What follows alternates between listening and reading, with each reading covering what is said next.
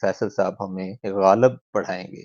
علامہ اقبال اور غالب سے میں اگر ان کا مقابلہ کیا جائے شاعری کا صرف، تو کس کی شاعری زیادہ معیاری، زیادہ اچھی ہے؟ اوبویسلی غالب کی۔ علامہ اقبال کی شاعری زیادہ تر چند موضوعات کے گرد گھومتی ہے۔ نقش فریادی ہے کس کی، شوق یہ تحریر کا۔ یہ حسن جو ہے یہ ختم ہو جائے گا۔ حسن کا آخری درجے میں ہونا اور اس کا عارضی ہونا، ٹھیک ہے، یہ جو ایک کشمکش پیدا کرتا ہے، یہ باعث آزار بنتا ہے۔ ٹھیک ہے۔ بسم اللہ الرحمن الرحیم۔ فیصل صاحب میرے ساتھ موجود ہیں، اور فیصل صاحب کا چھوٹا سا تعارف پھر کراتا جاؤں کہ یہ ایک عالم دین تو ہیں ہی، دین پہ بڑا ان کو عبور حاصل ہے، لیکن اس کے ساتھ ساتھ یہ اردو اور فارسی کے استاد بھی ہیں، اردو اور فارسی یہ پڑھاتے ہیں۔ تو آج کا سیشن بھی بالکل منفرد سیشن ہے، اس میں آج فیصل صاحب ہمیں غالب پڑھائیں گے۔ کچھ دن پہلے فیصل صاحب سے بات ہو رہی تھی تو میں نے ان سے پوچھا کہ علامہ اقبال اور غالب سے میں اگر ان کا مقابلہ کیا جائے شاعری کا صرف، تو کس کی شاعری زیادہ معیاری، زیادہ اچھی ہے؟ تو انہوں نے بتایا کہ اوبویسلی غالب کی۔ تو مجھے تھوڑی سی حیرت ہوئی، میں نے کہا بھئی علامہ اقبال کی شاعری میں آپ کو کیا کمی لگی ہے اس مقابلے میں؟ تو انہوں نے بتایا کہ علامہ اقبال کی شاعری زیادہ تر چند موضوعات کے گرد گھومتی ہے، جبکہ غالب کی شاعری جو ہے وہ اس کو آپ وسیع اس تناظر میں دیکھ سکتے ہیں، اور وہ زیادہ کمپریہنسو اور زیادہ اچھی اور زیادہ یعنی مزہ دینے والی شاعری ہے۔ تو فیصل صاحب میرے ساتھ موجود ہیں، اور فیصل صاحب ویلکم ٹو دا شو۔ اور آج آپ ہمیں کچھ غالب کی شاعری سنائیں، پڑھائیں۔ بہت شکریہ جی، السلام علیکم۔ سب سے پہلے تو میں یہ کریکشن کر دوں کہ نہ تو میں عالم دین ہوں، ہرگز نہیں، اور یہ باقاعدہ میں اس کی کریکشن کرنا چاہتا ہوں۔ میں ایک بالکل طالب علم ہوں، چھوٹا سا طالب علم ہوں۔ ایک تو یہ کثر نفسی میں لوگ کہتے ہیں طالب علم ہوں، میں حقیقی طور پہ ایک انتہائی ادنا طالب علم ہوں، کوئی ہرگز عالم نہیں ہوں۔ دوسری کریکشن یہ ہے کہ میں یہ جو غالب اور اقبال میں میری دلچسپی ہے، اس میں دراصل جو ہے وہ یہ بس دوستوں یاروں میں بیٹھ کے اور سن کے یہ آہستہ آہستہ ڈیولپ ہوئی ہے چیزیں، اور ڈسکشنز کے دوران میں یہ ایک دوسرے سے ہم نے بہت چیزیں جو ہے وہ سیکھی ہیں۔ ایسا نہیں ہے کہ غالب کا پورا کلام مجھے آتا ہے، اور ایسا بھی نہیں ہے کہ اقبال کا پورا کلام آتا ہے۔ کچھ چیزیں ہیں جو مجھے میری دلچسپی کا موضوع بنی، اور پھر ہم نے ایک دوسرے کے ساتھ بیٹھ کے ڈسکس کیا، اور سیکھنے سکھانے کا یہ جو بات ہے یہ جاری ہوئی۔ تو اس لیے یہ بڑی ضروری بات تھی کہ ایسا نہیں ہے کہ میں کوئی اسکالر ہوں یا کوئی ایسی کچھ نہیں ہے، بس بات چیت کے دوران، گپ شپ کے دوران ہی تھوڑا بہت سیکھا ہے، اور اپنے استادوں سے بھی کچھ نہ کچھ سیکھا ہے، اور پھر جب ایک دوسرے کے ساتھ بیٹھتے ہیں، یہاں پہ اکثر محفلیں ہوتی ہیں اس طرح کی، تو پھر ہم ایک دوسرے سے بات چیت کے دوران سیکھتے سکھاتے رہتے ہیں۔ ٹھیک ہے فیصل صاحب، کوئی ہمیں ایسا آج شعر سنائیں جس سے ہم سٹارٹ دیں، جس سے پتہ چلے کہ واقعی غالب جو ہیں وہ غالب ہیں، غالب آ جاتے ہیں سب چیزوں پہ۔ کوئی ایسا شعر ہمیں سنائیں گے آج؟ غالب کے بے شمار اشعار ایسے ہیں جی کہ جو اس بات کا ثبوت ہیں کہ یہ غالب ہی کا اسلوب ہے، اور غالب ہی ہیں یہ، وہ بے شمار ایسے ہیں۔ اور اس میں جو میری ایک میتھڈالوجی ہوتی ہے، جس کو پیڈاگوجی کہتے ہیں، وہ یہ ہوتی ہے کہ ہم اس کو 3 مراحل میں سمجھنے کی کوشش کرتے ہیں کسی بھی کلام کو، خواہ وہ غالب ہوں، خواہ وہ اقبال ہوں، خواہ وہ شیکسپیئر ہوں، کوئی اور ملٹن ہو۔ تو ہم یہ اس کو 3 مراحل میں ایسے کرتے ہیں کہ سب سے پہلے اگر وہ شاعری ہے تو سب سے پہلے ہم اس کا شعری حسن دیکھتے ہیں، ٹھیک ہے، شعری محاسن اس کے دیکھتے ہیں کہ اس میں کیا خوبیاں ہیں جو ایک کلام کو شعر بنا دیتی ہیں، یعنی اس کلام کو اس کے مقام سے اٹھا کر ایک شعر کے مقام پہ پہنچا دی، شعر بنا دیتی ہیں۔ ٹھیک ہے، وہ چیزیں ہوتی ہیں، اور پھر یہ کہ اس کے فنی محاسن ہوتے ہیں۔ شعری محاسن میں یعنی الفاظ کا در و بست ہوتا ہے، الفاظ کا چناؤ ہوتا ہے، اس کی ترکیب ہوتی ہیں، اسی مناسبت سے دوسرے لفظ کا استعمال ہوتا ہے، اس میں بعض اوقات صوتی آہنگ پیدا کرتے ہیں کچھ شاعر۔ تو اس طرح کی ساری چیزیں یہ شعری محاسن ہیں۔ اور اسی طرح یہ کہ اس کی بات میں ایک روانی ہوتی ہے، ایک بہاؤ ہوتا ہے، ایک اس کے اندر ایک نغمگی ہوتی ہے، ایک ترنم ہوتا ہے، ایک سلاست ہوتی ہے، اس کے اندر جو وہ بات کرنے کا گوناگوں انداز ہوتا ہے، زبان کے مختلف اسالیب ہوتے ہیں، اور ایک بو کلمونی ہوتی ہے، مختلف انداز سے وہ اسی بات کو، ایک پھول کا مضمون ہو تو 100 رنگ سے باندھوں، مختلف رنگوں سے اس کو باندھنا ہوتا ہے، تو یہ سارے شعری محاسن۔ ٹھیک ہے، پھر دوسرے مرحلے پہ جو آتا ہے وہ ہوتا ہے فنی محاسن۔ فنی محاسن سے مراد یہ ہوتی ہے کہ آپ تشبیہات استعمال کر رہے ہیں، آپ تراکیب استعمال کر رہے ہیں، تلمیحات استعمال کر رہے ہیں، اشتہارات استعمال کر رہے ہیں، لفظ و نشر مرتب غیر مرتب کا خیال رکھ رہے ہیں، تو اس طرح کی چیزیں یہ فنی محاسن ہیں۔ ٹھیک ہے، ان دو چیزوں کو دیکھنے کے بعد تیسرے مرحلے پہ ہم دیکھتے ہیں کہ اس کا مضمون کیا ہے، وہ بات کیا کرنا چاہ رہا ہے، وہ بات کیا ہے، کہ کیا مضمون ہے جس کو اس نے باندھا ہے۔ رائٹ، تو جب ہم یہ مراحل طے کرتے ہیں تو پھر ہمیں حظ اٹھانا پڑتا ہے، ہم لذت اٹھاتے ہیں کہ یار کیا شعر ہے، کیا صحیح، خوبی ہے۔ صحیح، تو غالب کی سب سے پہلی جو دیوان غالب کی غزل ہے، وہ میں سمجھتا ہوں کہ اس کا شاید معرکۃ الآراء کلام ہے۔ ٹھیک ہے، اس میں جو بھی اشعار اس نے پانچ اشعار ہیں غالباً، اس کے بعد اور بھی اس میں اضافے ہوئے، لیکن وہ جو بنیادی 5 اشعار ہیں وہ ایسے لگتا ہے کہ جیسے، اور اس سے لگتا بھی اسی لیے ہے کہ شاید اس نے وہ اپنے ابتدا میں کیوں رکھا اس کو، رائٹ، اس غزل کو۔ ایک تو یہ کہ ہر شعر ایک دوسرے کے ساتھ بہت کنیکٹڈ ہے، ایسا لگتا ہے جیسے نظمیہ غزل بن گئی ہے۔ ٹھیک، اور دوسرے یہ کہ اس نے اپنے 5 خاص مضامین جو اس کی زندگی کے مضامین ہیں، ان پر وہ 5 اشعار ہیں، اور پھر وہ ان کو بالکل ابتدا میں رکھ دیا۔ تو وہی شعر میں آپ کو عرض کرتا ہوں کہ جیسے نقش فریادی ہے کس کی شوخی تحریر کا، واہ، نقش فریادی ہے کس کی شوخی تحریر کا، کاغذی ہے پیرہن ہر پے کرے تصویر کا۔ واہ، تو یہ اس میں غالب جو ہیں وہ اس میں بہت سارے شارحین نے اپنی اپنی شرح کی ہیں، بڑی سمجھنے کی بڑے نقطے ہیں اس میں۔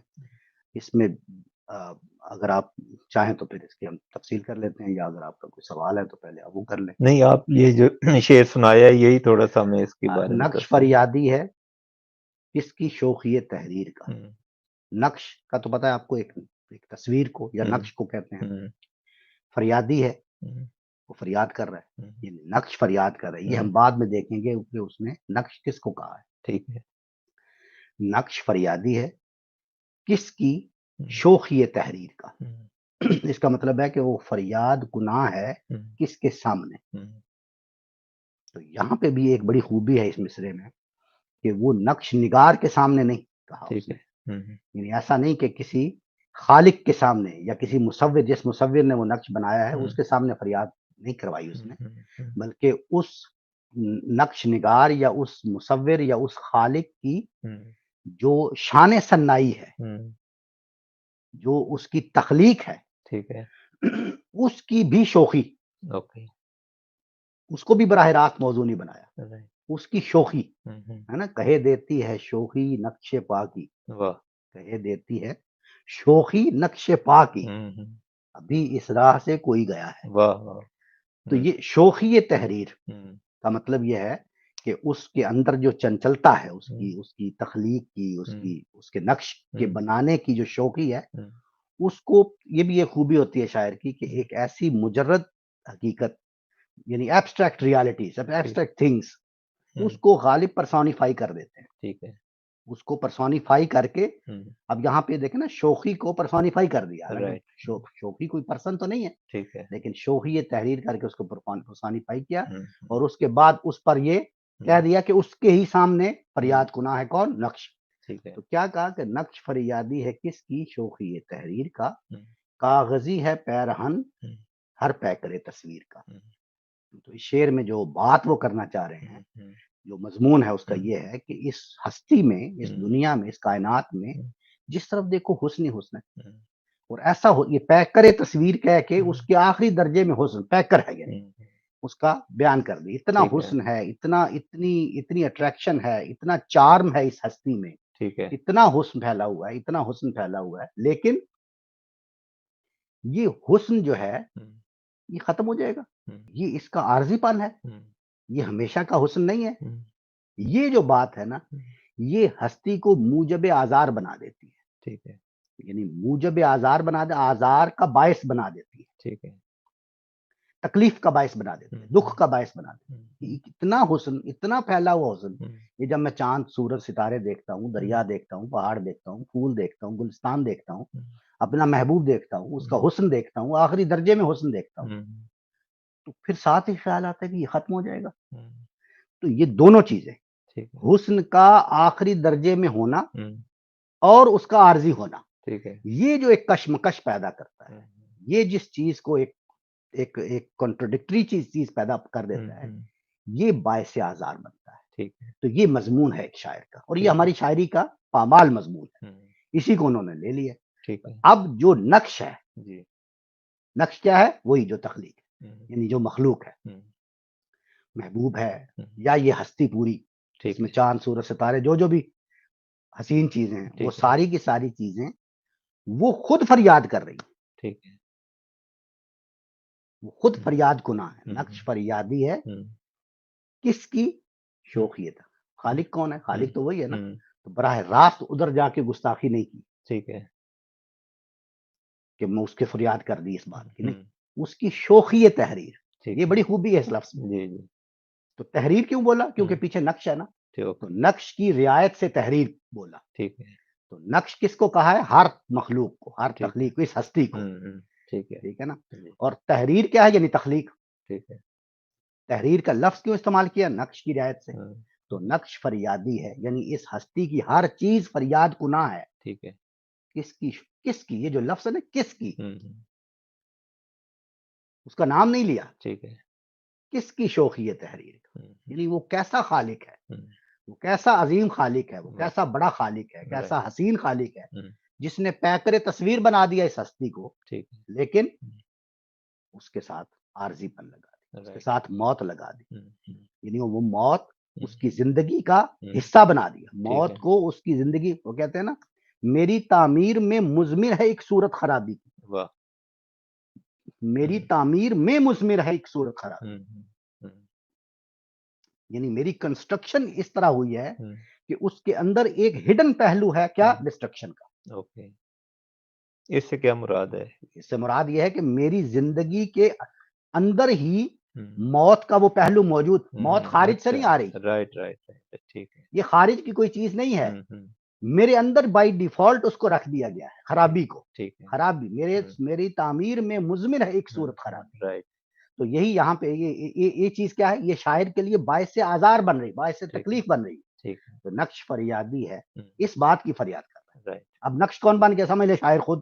ٹھیک ہے شاعر خود نقش ہم، بن گیا نا، ہم، مثال ہم، کے طور. تو نقش فریادی ہے. ہم، اب کہنا تو یہی خالق کا ہم، نہیں کہا، ٹھیک ہے تخلیق کا نہیں ہم، کہا، ہم، دونوں لفظ نہیں کہے. ٹھیک ہے کیا کہا ہے؟ ہم، شوخی تحریر کا. واہ یعنی اس کمال واہ یعنی جی اس کا آپ کمال ہی کہہ لیں. جی جی ٹرو یعنی وہ کہتا ہے کہ یہ اس خالق کی تخلیق کا کمال ہی ہے، ہم، اس کی شوخی ہے، واہ اس کا حسن ہے نو کہ ڈاؤٹ اس نے یہ ایسے کیا ہے. کس کی شوخی تحریر کا؟ ہم، کاغذی ہے پیرہن، یعنی وہ ہم، عارضی ہے. ہم، یہ کاغذی ہے پیرہن ہم، ہر پیکر تصویر کا. واہ اب اس میں، اب جیسے یہ بات تو واضح ہوگی نا، ہم، لیکن اس میں اکثر لوگوں نے ایک تلمیح ہوتی ہے، ہم، صنائع بدائع کا جو علم ہوتا ہے نا، ہم، اس میں ہم، صنعت تلمیح کا مطلب ہوتا ہے اشارہ کرنا، ٹھیک ہے کسی ماضی کے واقعے کی طرف اشارہ کر کے. تو یہاں پہ دیکھیے وہ جو اصل میں یہ ایک تلمیح ہے کہ پرانے زمانے میں ایران کے بادشاہوں کے دربار میں جب فریادی آتے تھے ہم، تو وہ کاغذ کا لباس ان کو پہنا دیا جاتا تھا. اچھا یہ ایک واقعہ ہم، ہے. ہم، ان کا لباس کاغذ کا پہنا دی. اس کی کیا وجہ تھی؟ اس کی وجہ تو صحیح معلوم نہیں ہے، ہم، لیکن ایک اسیسمنٹ کی جا سکتی ہے، خیال کیا جا سکتا ہے کہ اصل میں اس کے اندر عجز پیدا کرنے کے لیے، ٹھیک ہے وہ انکساری پیدا کرنے کے لیے بادشاہ میں اور اس کے جو مراتب ہیں ان ہم، میں ایک اس لباس کو فارغ کیا جاتا ہے، اوکے تفریق کر دی جاتی ہے ٹھیک کہ ہے تم ایک کتنے ہی بڑے کوئی آدمی ہو، ہم، لیکن تم یہاں فریادی بن کے آئے ہو. تو اس کا ٹھیک کاغذی لباس ہوتا تھا. ٹھیک ہے تو کاغذی لباس کے ساتھ پیش کیا. یہ کیا ہے؟ یہ ہم، تلمیح ہے. ہم، یعنی یہ ایک واقعہ ہے کہ جو ہو رہا ہے ایک ہم، زمانے میں، اس کا بھی یہاں استعمال کر دیا. ٹھیک ہے اور کاغذی کہہ کے اس کا عارضی پن بھی رائٹ ظاہر کر دیا. بالکل یعنی یہ ساری، اور اوپر فریاد کا لفظ استعمال کر دیا. ٹھیک ہے تو اس کے ساتھ اس کی مناسبت بھی دیکھ لیں. ٹھیک ہے تو اس مناسبت کے لحاظ سے کیا خوبصورت الفاظ ہم، استعمال، اس کو کہتے ہیں شعری محاسن. رائٹ جو لفظ اوپر بیان کیا ہے اس کی عین مناسبت.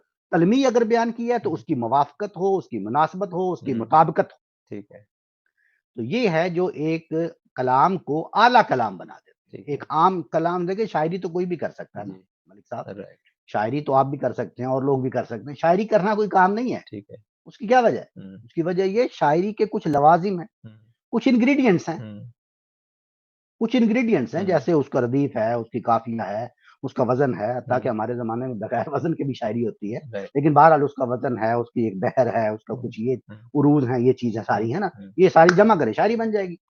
یعنی یہ بالکل ایسے ہی ہے کہ کچھ انگریڈینٹس ہیں، وہ آپ جمع کریں گے تو چائے بن جائے گی. اب چائے کیسی بنی ہے؟ اچھی بنی ہے یا بری بنی ہے تو چائے. اچھی مثال دی آپ نے. انگریڈینٹ جمع کریں گے چائے بن جائے گی. تو شاعری کے کچھ انگریڈینٹس ہیں، شاعری کے کچھ لوازم ہیں، ردیف ہے، قافیہ ہے، یہ چیز خیال رکھنی ہے. لیکن وہ کیا چیز ہے آخر جو ایک شاعری کو اور اس اعلیٰ کلام کو الگ کر دیتی ہے، بتا دیتی ہے کہ نہیں یہ غالب ہے اور یہ غالب نہیں ہے، بتا دیتی ہے کہ یہ اقبال ہے اور یہ اقبال نہیں. وہ یہ چیز ہے کہ وہ الفاظ کا استعمال کیا ہے، اس کے اندر بہاؤ کیا ہے، اس کی الفاظ میں سلاست کیا ہے، اس کے اندر ایک ترنم ہے، اس کے اندر ایک نغمگی ہے، اس کے اندر ایک حسن ہے، اس کے اندر شعلہ بیانی ہے، اس کے اندر ایسی مثالیں ہیں، ایسی گونا گون قسم کی اسلوب ہیں، زبان کے اسالیب ہیں، زبان کی تراکیب ہیں، زبان کے ایسے ایسے اسلوب بیان کر دیتے ہیں. یہ ساری چیزیں جب جمع ہوتی ہیں اور کچھ شاعر جو جیسے اقبال یا غالب ہیں وہ آخر میں جا کے ایک ایسی وجدانی جس لگا دیتے ہیں کہ وہ بندہ پھر کیفیت کسی اور میں چلا جاتا ہے. اس کو کہتے ہیں غالب. ایکسیلنٹ. تو آج پھر کون سی غزل آپ پڑھا رہے ہیں ہمیں؟ میرا خیال ہے پڑھا تو نہیں رہے، یہی ڈسکس کر رہے ہیں ہم، اسی کو ہی ہم کر لیتے ہیں. جیسے یہ پہلا شعر ہم نے ٹھیک ہے سمجھ لیا، نقش فریادی ہے اس کی شوخی تحریر کا، ٹھیک ہے، کاغذی ہے پیرہن ہر پیک تصویر کا. ٹھیک ہے. میں نے آپ کو بتا دیا ایک دوسرا نقطہ نظر بھی ہے، جی کچھ دوسرے لوگ بھی اس کو جو سے سمجھتے ہیں وہ بھی ہمیں ہمارا فرض ہے کہ ہم وہ بھی بیان کریں. تو میں نے عرض کیا نا کہ اس میں کیا ہے کہ نقش فریادی ہے ہر پیکر، نقش فریادی ہے کس کی شوخی تحریر کا، کاغذی ہے پیرہن ہر پیکر تصویر کا. تو اس میں کاغذی ہے پیرہن کو تلمیح بنا کے اس واقعے کے ساتھ، ٹھیک ہے، تو کچھ لوگ جو ہیں وہ بیان کرتے ہیں کہ بس یہ اتنا ہی اس کا مطلب ہے. ٹھیک ہے. تو اگر یہ مطلب لیا جائے تو اس کے اندر جو وہ آزار کا باعث بننے والی چیز ہے وہ اس میں نہیں آتی. ٹھیک ہے. یعنی کاغذی ہے پیرہن کو لازماً آپ کو موت یا عارضی پن کے ساتھ بتانا پڑے گا تو پھر ہستی موجب آزار، یہ ہے اصل اس کا مضمون. ٹھیک ہے. یہ بات آئی ہوپ کہ واضح ہو گئی ہوگی. آگے بڑھتے ہیں. ایک شعر ہے، کاو کاوے سخت جانی ہائے تنہائی نہ پوچھ، کاو کاوے سخت جانی ہائے تنہائی نہ پوچھ، صبح کرنا شام کا لانا ہے جوئے شیر کا. کاو کاو جو ہے یہ کاویدن مصدر ہے فارسی کا، اس کا مطلب ہوتا ہے کوئی چیز کھودنا یا کاوش کرنا. کاوش سے یہ کاو کاو کاوش. کاو کاوے سخت جانی ہائے تنہائی، ٹھیک ہے، تنہائی کی سخت جانیوں کی کاوشیں اس کے بارے میں نہ پوچھ. یعنی یہ تنہائی ہے. اب یہ دوسرا مضمون ہے اور یہ تنہائی کا مضمون ہے کہ کاو کاوے سخت جانی ہائے تنہائی، ٹھیک ہے، تنہائی کی سخت جانیوں کی کاوشیں اس کے بارے میں نہ پوچھ. ایسی ہیں، ایسی تنہائی ہے کہ صبح کرنا شام کا لانا ہے جوئے شیر کا. یہاں پہ بھی ایک محاورہ استعمال کیا، لانا ہے جوئے شیر کا، یعنی انتہائی کٹھن ہے، انتہائی مشکل ہے، ٹھیک ہے، بالکل محال ہے. تو صبح کرنا شام کا لانا ہے جوئے شیر کا. یہ ایک بڑا ایسا اعلیٰ شعر ہے کہ اس میں اگر آپ جیسے وہ کہتے ہیں نا شاعری محاکات ہے کہ جو کچھ آپ پر بیتتی ہے وہ آپ بیان کرتے ہیں. ہمارے میں اکثر بیان کرتا ہوں، ہمارے مولانا حمید الدین فراہی جو ہندوستان کے ایک بڑے عالم ہیں، ان کا عربی کا ایک رسالہ ہے جمرات البلاغہ، اس میں انہوں نے بیان کیا کہ شعر چیز کیا ہے. ٹھیک ہے. تو اس میں انہوں نے بہت ساری شعروں کی تعریفیں جو ہیں ان کا محاکمہ کر کے تو یہ بیان کرنے کو، تو اس کا انہوں نے بیان کیا ہے کہ جو چیز آپ کے باطن پر جو واردات گزرتے ہیں، جو آپ پر گزرتی ہے، جو بیتتی ہے، ٹھیک ہے، اس کا آپ فطری طور پہ اظہار چاہتے ہیں. انسان فطری طور پہ اس کا اظہار چاہتا ہے. تو یہ اظہار اگر لطیف انداز میں ہوگا ٹھیک ہے تو اس کو شعر کہتے ہیں. رائٹ. تو ایک آپ پر جو بیتی اس کا اگر آپ نے لطافت کے ساتھ ٹھیک ہے، بیان کر دیا، اس کا اظہار کر دیا تو یہ شعر بن جاتا ہے.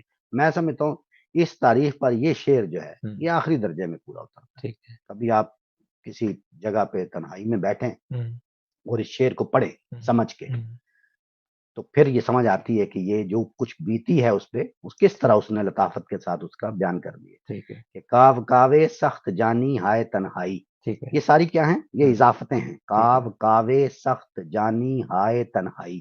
جی سخت جانی ہائے، سخت جانی کی جمع ہے سخت جانی ہا، ٹھیک ہے تو ہائے اس کو اضافت کے ساتھ بیان کر دیا. ٹھیک ہے سخت جانی ہائے تنہائی نہ پوچھ. صبح کرنا. میرا خیال ہے آج کے لیے اتنا 2 شعر کافی ہیں. کوئی اور اگر اس کے علاوہ سوال؟ میں ایک آدھ اور پڑھا دیں. اچھا. آگے اس کا ایک چلیں ایک اور شعر پڑھ لیتے ہیں. جذبہ بے اختیار شوق دیکھا چاہیے، سینہ شمشیر سے باہر ہے دم شمشیر کا. ٹھیک ہے بہت ہی زبردست شعر ہے یہ. جذبہ بے اختیار شوق، شوق کے بے اختیار جذبہ کو دیکھا چاہیے، دیکھنے کے قابل ہے. ٹھیک ہے میرے شوق کا بے اختیار جذبہ دیکھنے کے قابل دید ہے. ٹھیک ہے کہ سینہ شمشیر، یہ ایسا ہوتا ہے کہ دوسرے مصرے میں اس کا استدلال پیش کرتے ہیں وہ. رائٹ یعنی پہلے مصرے میں جو ایک مقدمہ ایک پریمیسس قائم کیا ہے، دوسرے مصرے میں اس کا استدلال پیش کرتے ہیں. وہ کیا کرے؟ سینہ شمشیر سے باہر ہے دم شمشیر کا. ٹھیک ہے یعنی دم اس کو کہتے ہیں نا جو دھار ہوتی ہے، شمشیر کی دھار. ٹھیک ہے تو دھار چونکہ ایسے کرو ہوتی ہے نا، تو وہ باہر ہوتی ہے ویسے ہی. ٹھیک ہے سینہ شمشیر سے باہر ہے دم شمشیر کا. اور دم کو سانس کے معنوں میں بھی لے لیا. ٹھیک ہے اس کو کہتے ہیں وہی جس کا میں نے ذکر کیا سنائے بدائے، اس میں اس کو کہتے ہیں صنعت ایہام. ٹھیک اور ہندی سے یہ آیا تھا سنسکرت سے، اس میں ہندی میں اس کو کہتے ہیں شلش. ٹھیک ہے تو یہ ایک صنعت ہے، ایک چیز ہے یہ جس کو بیان کرتے ہیں شعراء. وہ کیا اس کا مطلب ہوتا ہے؟ اس کا مطلب یہ ہوتا ہے کہ ایک ایسا لفظ استعمال کر لیا کہ اس کے اندر 2 معنی پائے جاتے ہیں. تو ایک قریب کا ہے ایک دور کا ہے، یعنی ایک حقیقی معنی ہے ایک مجازی ہے. تو دونوں کو لے لیا، حقیقی معنی کو بھی اور مجازی معنی کو بھی. تو یہاں پہ دیکھیے دم شمشیر کا، دم شمشیر کا، شمشیر کا دم ہوتا ہے اس کی دھار، اور دم سانس کو بھی کہتے ہیں. تو دم باہر نکل آنا، سانس اکھڑی ہوئی ہونی، یہ ایک محاورہ بھی استعمال ہوتا ہے. تو ان دونوں کا استعمال، یہ بھی خوبی ہے. کیا خوبصورت شعر ہے کہ جذبہ، اور کس چیز کے ساتھ کیا؟ جذبہ بے اختیار شوق. جذبہ بے اختیار شوق، شوق کی بے اختیاری، اوکے شوق کے جذبے کی بے اختیاری، اس پر کوئی اختیار نہیں ہے. دیکھا چاہیے، وہ دیکھنے کے قابل ہے. کیسے؟ کہ جیسے شمشیر کا دم شمشیر کے سینے سے باہر نکل آ رہا ہو. تو کیا ہے؟ دونوں لے لیے، دم کا بھی لے لیا. یہ اس کا حقیقی معنی ہے. ٹھیک ہے یہ حقیقی معنی کیا ہے؟ کہ یعنی اس کا دم جو ہے شمشیر کا، یعنی اس کی دھار اس کے باہر ہی ہوتی ہے نا. شمشیر کی دھار اس کے باہر ہی ہوتی ہے، اور دم باہر نکل آنا یہ محاورہ بھی ہے. ٹھیک ہے تو یہ اس کی فنی خوبی ہے. تھینک یو سو مچ. غالب کو کے 3 اشعار فیصل صاحب نے پڑھائے ہیں، اور اپنا فیڈ بیک دیں کہ آپ کو کیسا لگا، اور چینل کو سبسکرائب کریں. اگر ویڈیو پسند آئے لائک اور شیئر کریں. ہمیشہ کی طرح یہ کہنا پڑتا ہے. تو ہمیں اب تک کے لیے اجازت دیں. اللہ حافظ.